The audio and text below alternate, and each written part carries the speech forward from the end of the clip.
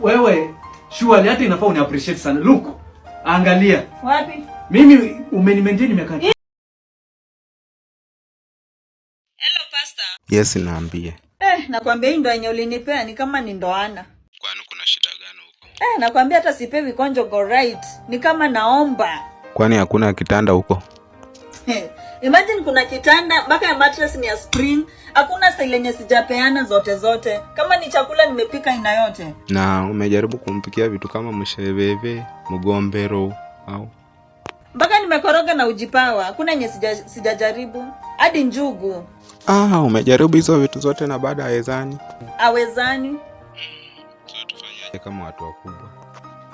Si nilikuwa nataka wewe mwenyewe unipe. Kweli. Sasa fanyaje? Acha.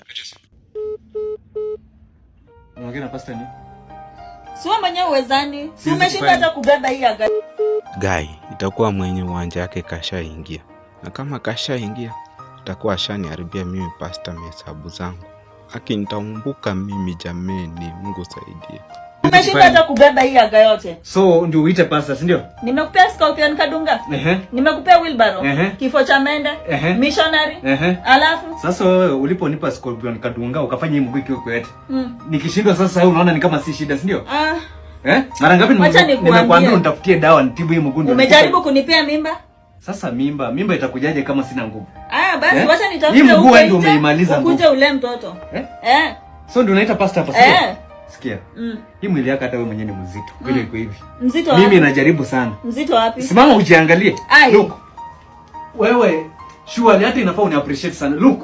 Angalia. Wapi? Mimi umeni-maintain miaka. Hizi mimi najaribingi kujinyongesha huko ndani. Si huwa najinyongesha ndio nijisatisfy. Unajinyongesha nikiwa kwa nyumba. Unanipeanga kweli? So hiyo ndio kelele nasikia. Hata nakwanga na dildo kwani ujua. Semalam ku tahan